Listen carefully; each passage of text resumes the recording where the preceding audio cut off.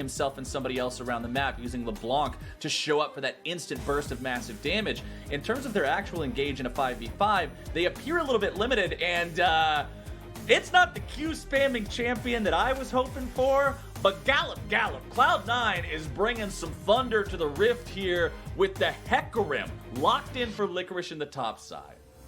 And this is one of the oldest kind of classic counters to Aatrox, which Licorice was one of the early adopters of. Hecarim versus with Haunted, the extra, with the extra move speed, Hecarim is very good at dodging the sweet spots of the Qs from Aatrox. Plus, since Hecarim has that extra move speed, doesn't have to take flash in the top lane, you can take ignite to cut the healing, actually kill the Aatrox. This is one of my favorite specific lane counter picks. Cloud9 trying to flex on him. Licorice gonna defend his first place all LCS spot once again.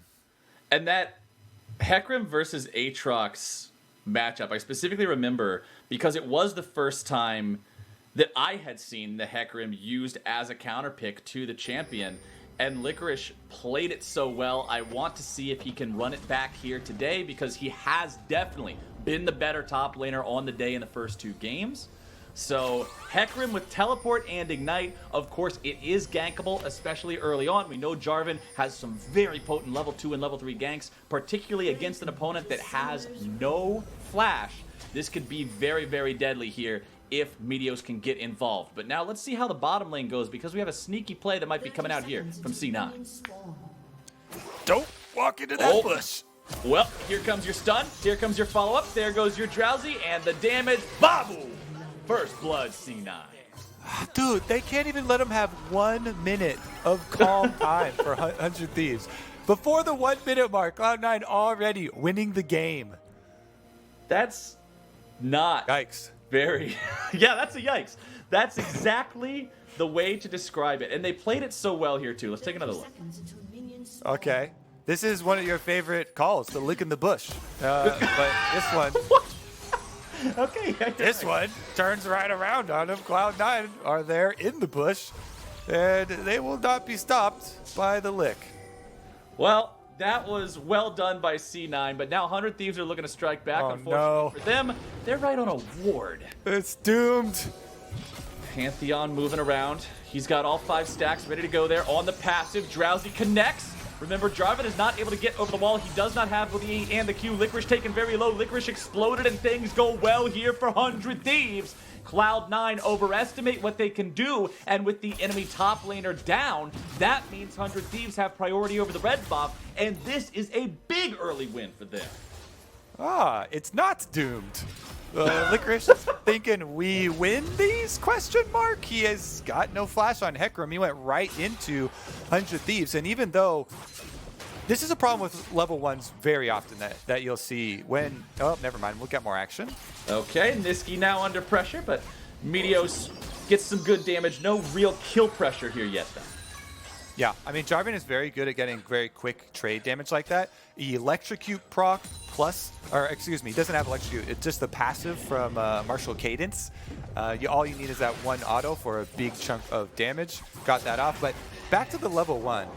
Even if you have the enemy team surrounded, it's sometimes more difficult. It's like when you corner a wild animal, it can be more ferocious, because if 100 Thieves are grouped up like that, they get to focus fire Licorice, and because the rest of Cloud9 with Blaber and Nisqy were spread out on the other side, they did not have the same focus fire in their damage for level 1s, and 100 Thieves actually are able to have a good jungle start for once in the series, with Meteos taking that red buff, going red to red on Jarvan, getting some damage down on Nisqy as well. Maybe this one will have a different story for the early game.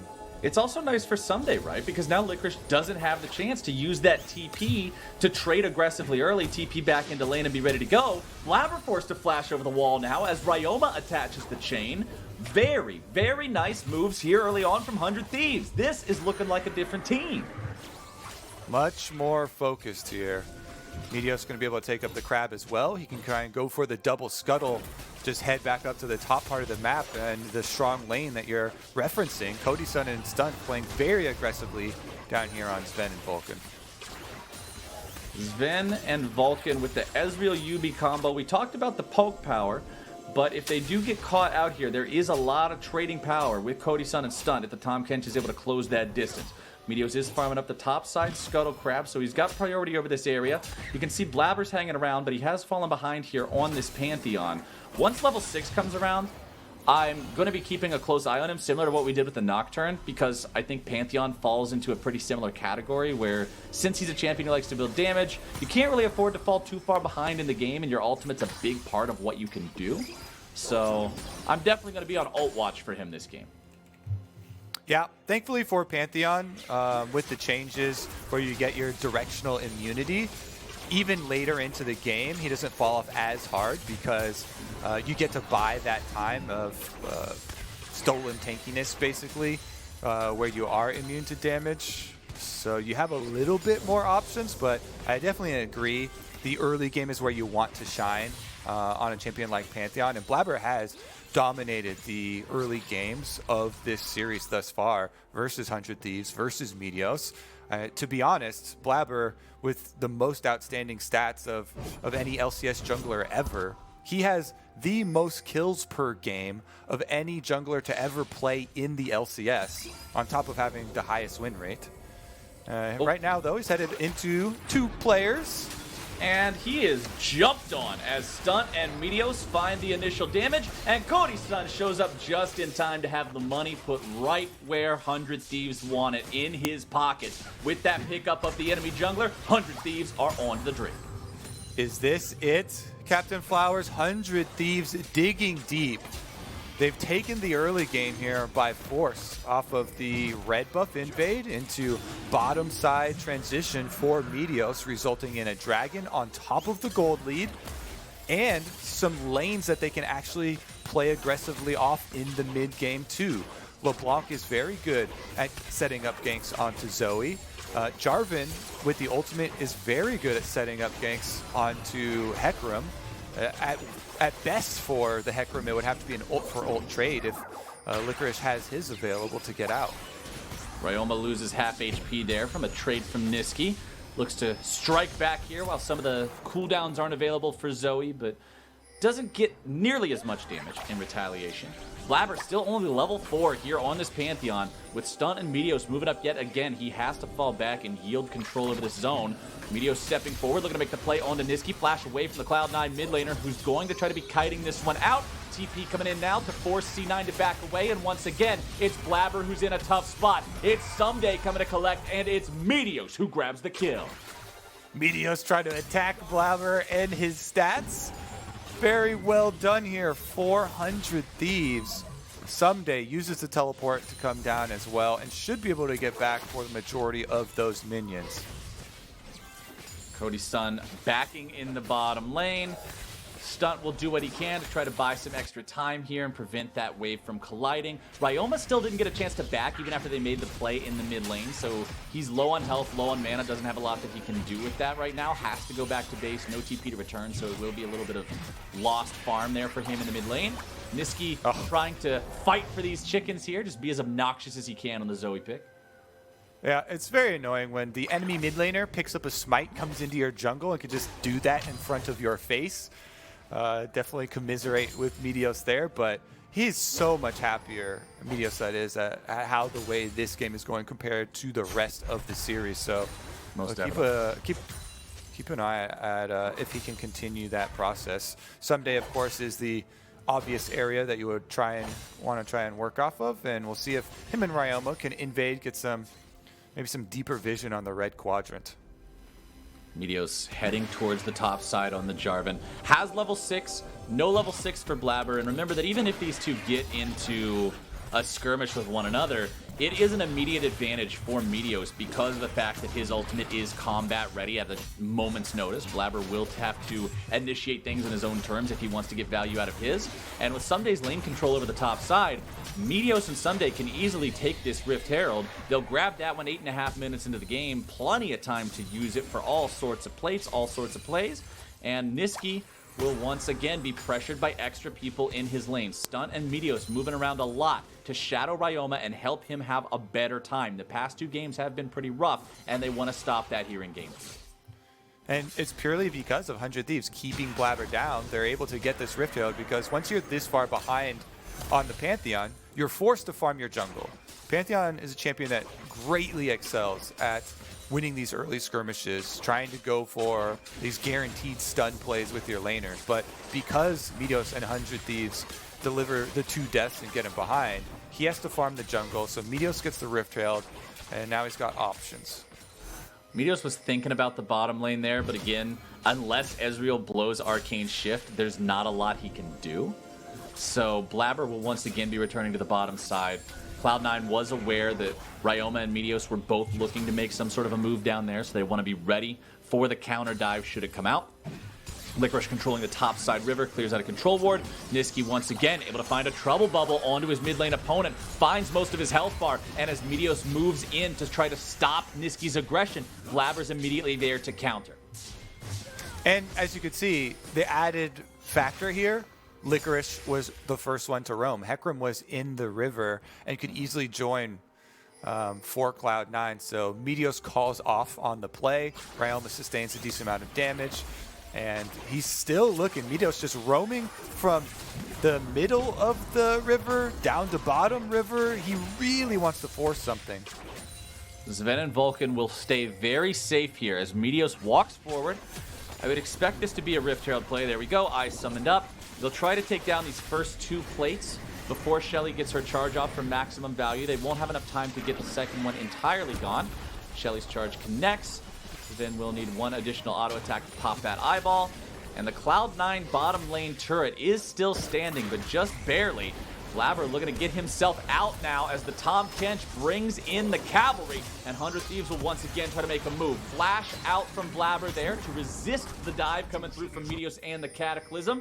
100 Thieves will take that summoner spell as the true shot barrage strikes Vulcan at the very back end of the fight and picks up the second kill of the game here for Cloud9. Cody Sun finding a nice chains of corruption down onto Nisqy, but the stopwatch is there, and Meteos will not find the counterattack he is looking for. C9, they find the pick onto the enemy support, they will force the jungle and mid lane combo away, and they will find the rights to the Drake here as the second one spawns.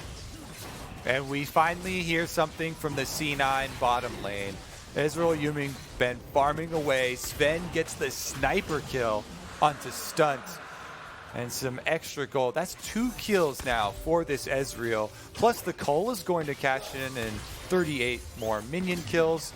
They are going to become an operational poke composition fairly shortly here.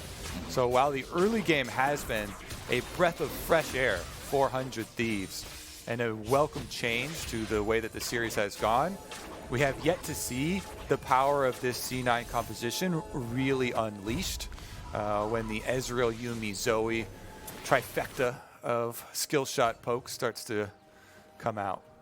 And checking back in on the top lane here, Ssumday at an immediate advantage. You can see the Black Cleaver's already completed up against Licorice, who has the Ninja Tabby to resist some of the damage, but other than that, only a Sheen in inventory against that completed item on Ssumday. It's not really a comparison you would want to make here in a 1v1, but Licorice is already actually winning it. The Ignite does so much to help them out there, and Blaber shows up to lend a helping spear, or a KS, whatever you want to call it, as C9 finds their 3rd kill of the game. Yeah, that's going to be some tower plates on it afterwards. It does open up bottom side as a possible point of attack for 100 Thieves, though, because that's 2 members for C9 on top side. They expend a lot of resources there in order to get that kill, and it is going to result in some extra damage down here. Zven and Vulcan playing it quite well, though, slipping in, trying to deal some damage, even on the weak side, and Nisqy lands a bubble. The Drowsy, the damage following through, but a nice devour from Stunt means it's not going to be a Hail Mary from Nisqy today. I like the ulti trade there. Vulcan just immediately getting aggressive, seeing that the minions were destroyed. He tries to lock somebody down. He gets Cody Sun's ult in retaliation. That could have gone real sketchy real quick as a teleport comes in now for the side of Cloud9. Meteos may be the target here. Licorice looking to make that Hecarim play, but over the wall comes Meteos with the Cataclysm, and C9's efforts are for naught. Really intelligent by Meteos. I see so many players make the mistake of trying to EQ when the Hecarim is coming for them, but Hecarim E can knock you out of it.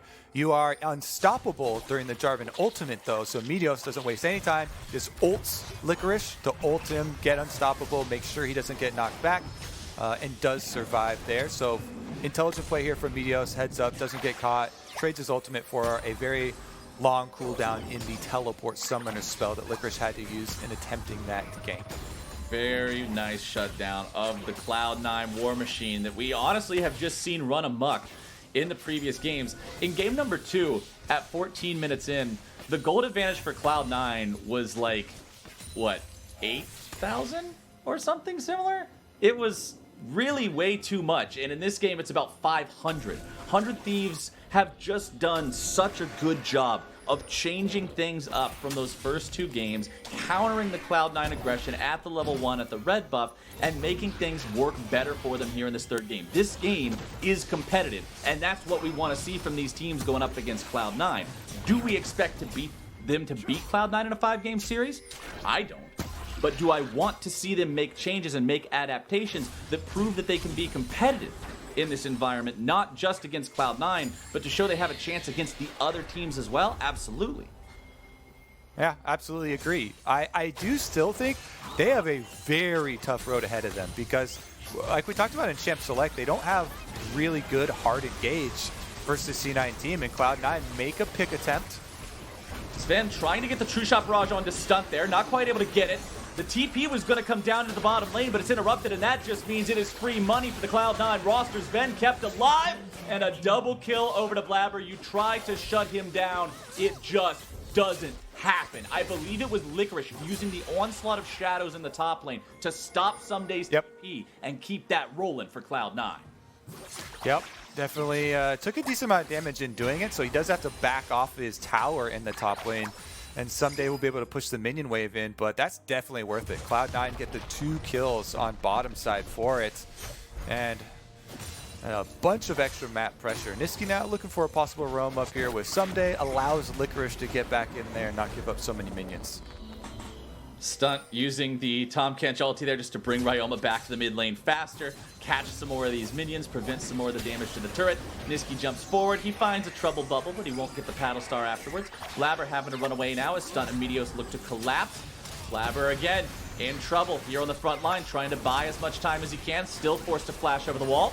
Vulcan shows up, applies some heals to his jungler, and Nisqy is still just throwing these projectiles all day long. Blaber marching forward now with the Yuumi on his back. He's feeling confident. The heals continue to pour through as Zven takes control over the Drake and immediately starts the encounter up. He wants to make sure that himself and his team can keep this one under their control. That is going to be the first Ocean Drake of the game taken for Cloud9. They are now 2-1 in that Drake count. And these Oceans are really important because of the fact that C9 had so many poke abilities with these long-range skill shots. Whichever team gets that regeneration is going to have a big advantage in the Siege Wars. Here's another look at the attempt down bottom. Really good setup there. Zven's able to Arcane Shift in. You get the Yuumi root. Blaber ultimate from Pantheon. Means they've got 4 members down there. And then on the mini-map, we could see Hecarim went in, stops the teleport from Ssumday. That was about right in front of his turret. And C9 are able to finish up those last 2 kills.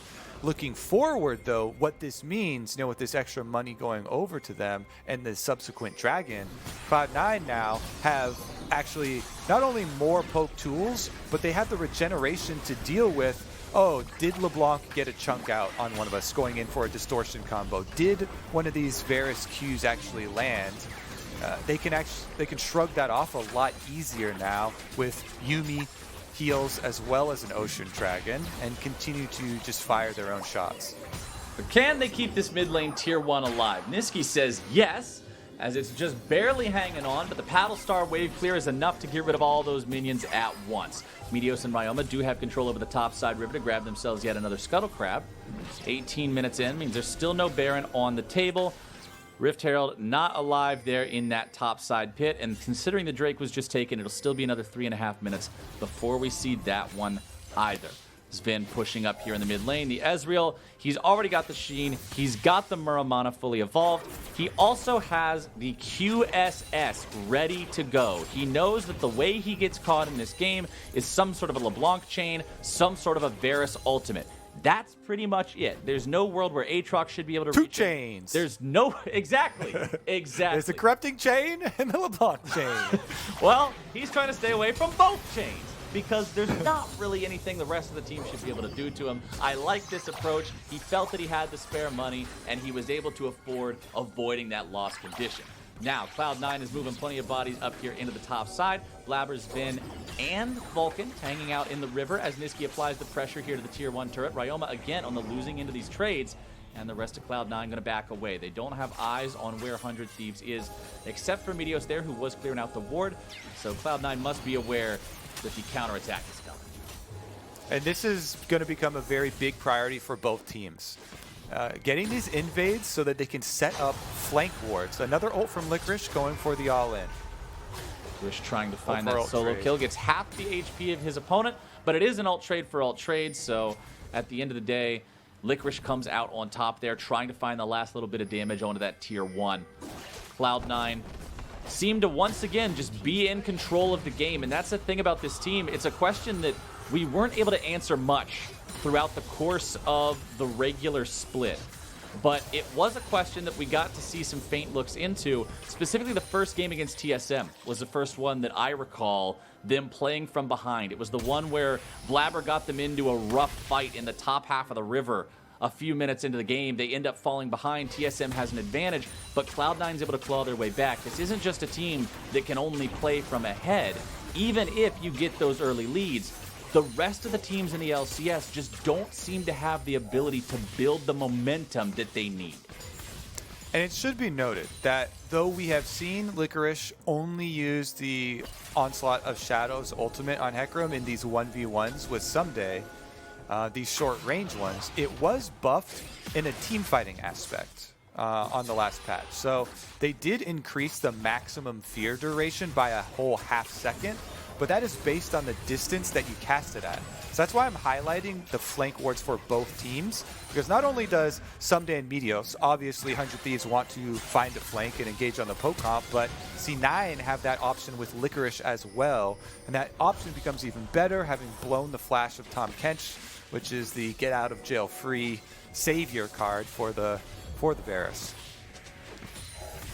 Yuumi ulti won't get a whole lot, where we saw Vulcan just try to attempt to play with it there. Cloud9 happy to continue to play this game nice and slowly. Cody Sun with the Blade of the Ruin King and that Runeant's Hurricane will do so much in the team fights if he can get close enough for it.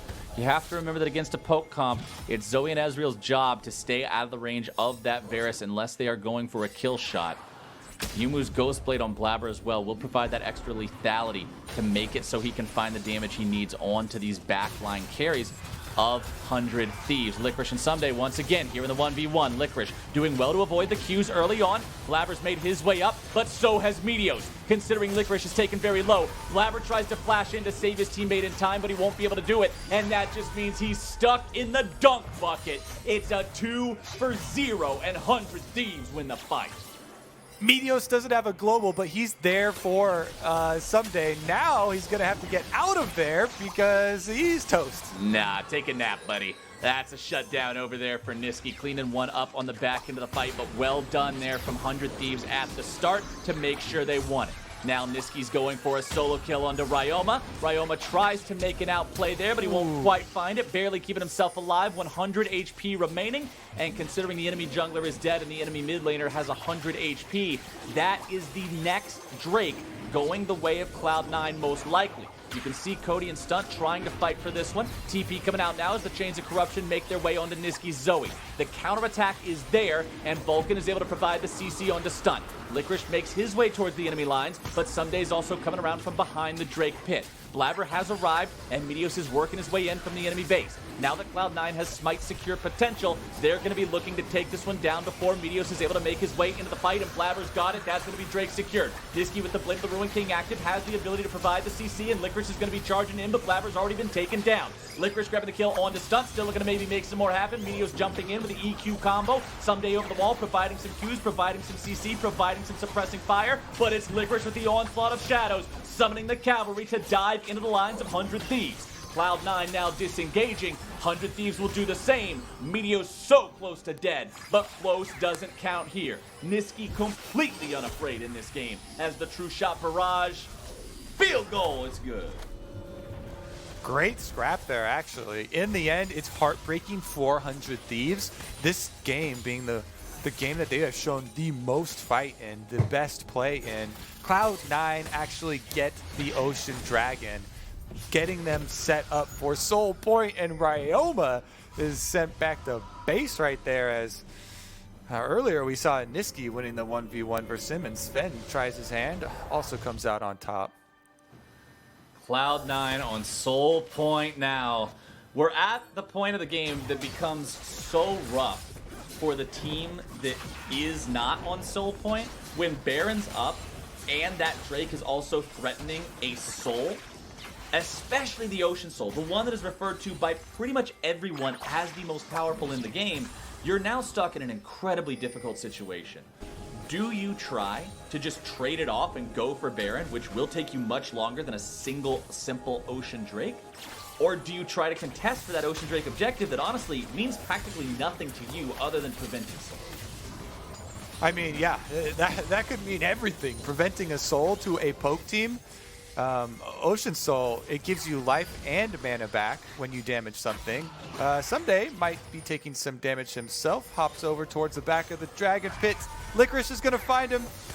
Ssumday. Oh man, that's not where you want to be, buddy.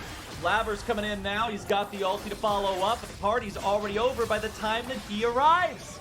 He got there late. But now, he's in time for the after party. And the after party is posted 1, 2, 3, 4 mid lane road. And that's exactly where all of Cloud9 is going to be heading now. Looking to take down that tier 1 turret, the last remaining tier. Well, it's not even the last remaining tier 1. That's one on the top side. Still just barely hanging on as C9 will look for the tier 2 following it up. We'll see if they're able to take this one down. Stunt nearly killed off. Thick Skin popped there on the very back end of things. Meteos hanging out on the flank, but not really a chance to go in there. You don't have the backup. You don't have the team. Ryoma, however, he'll grab a tier 2 on the top side, making sure they get something in trade.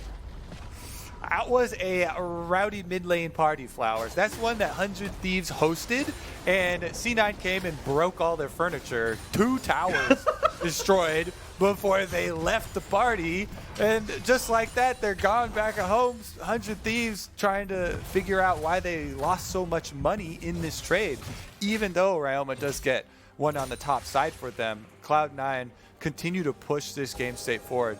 Now, again, the next goal is trying to set up the wards to actually try and find that flank and deliver the killing blow. 1 minute and 30 seconds left on Ocean Soul's arrival. This is going to mean everything for 100 Thieves, trying to deny an Ocean Soul from C9. And the summoner spells are going to be ready to go by then. 1 minute and 30 seconds should be enough time for Nisqy's flash, definitely enough time for Blaber's, probably enough time for Licorice's teleport along with Zven's. Cody Sun, I think, will just barely not have his flash ready to go, but everything else should be available. Problem is that Cody Sun flash is so important.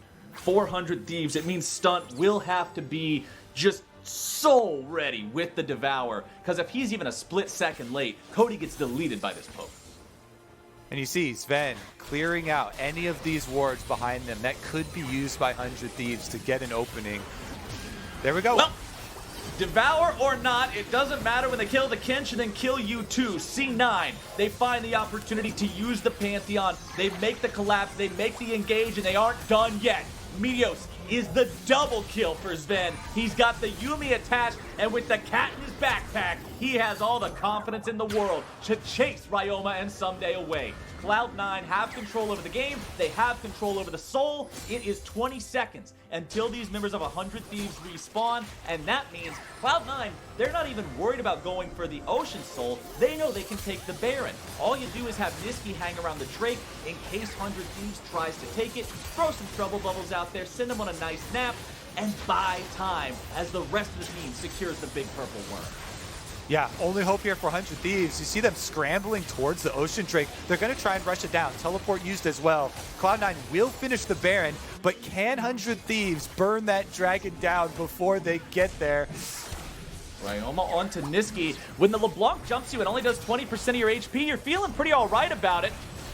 Drake slain by 100 Thieves. Ocean Soul prevented. TP's coming in. Licorice into the middle of 4, and that is a disastrous encounter for 100 Thieves. Stunt will be the second to fall. Ryoma's clone will join him. It's a 2 for 0. Cloud9 have lost the soul, but remember, they are a 5-man squad with a Baron buff and a 5v3 here for the next 30 seconds. Yeah, soul successfully denied, but it's going to cost them their base. Cloud9. Let's see how they push in here. Yuumi onto the Zoe to heal him back up. I honestly think they can push for Nexus here if they go quick enough. 15 seconds left on Cody Sun. Inhibitor number 1 down. Cody and Blaber up in sub 10 seconds now. Cloud9 don't want to risk anything. They'll decide to head on back. All right, 1 inhibitor down. They can go for a full reset with 2 minutes left on the Baron buff. They can get back out to the map. There's a bunch of standing gold in the top side since outer turret and secondary turret are both still up. So if you just go collect those 2 turrets with the remaining minute and a half of your Baron buff, then Cloud9 will be very happy with all of their riches. The Zoe now, got the death cap, big burst here, gonna come out. Maybe we'll see Nisqy upgrade that ring once again into a Medjai's. That's highly think it possible. would actually be worth it. It's already got 10 stacks, and I don't see them losing out on any kills. Nisqy has just had, honestly, an incredible series on this Zoe. Zven looking for the final Mystic shot to take down the enemy jungler. Blaber's coming in. He's got the Yuumi right on top of him. There's the roots. There's the engage. There's the team fight. There's the potential counterattack, but not so fast. Here come the thundering hooves from behind, and the Hecarim arrive. It's Cody Sun and Ssumday heading for the hills as Nisqy jumps over the wall, and Zven is there to go unstoppable and bring down Ssumday. Paddlestar won't find the mark, but Cody is forced to hobble back to the Nexus alone as everyone from Cloud9 barrels towards those turrets. Well, question answered. That is why Cloud9 chose 100 Thieves in the first round of the playoffs. They will be victorious. Congratulations. A swift 3-0 for the #1 seed coming into the playoffs. The longest game took 31 minutes. Nisqy 4-0 and 12 on the Zoe. Zven 5-0 and 10 on this Ezreal. It was the best performance of the day by 100 Thieves by a mile, and it still wasn't enough to deal with Cloud9. Absolute clap heard around the world here as Cloud9 demolish 100 Thieves, looking just as strong as they did during the regular split. Cloud9 are still on fire, my friend. I'm excited as we progress to see if they can make the run. It has been so long since this Cloud9 organization has actually won an LCS title, even though they've been one of the most popular teams, one of the top teams of the region. They haven't actually got the trophy in years. Well, if they keep playing like this, it'll be a hard task for anyone to take them down. But for now, that's it here.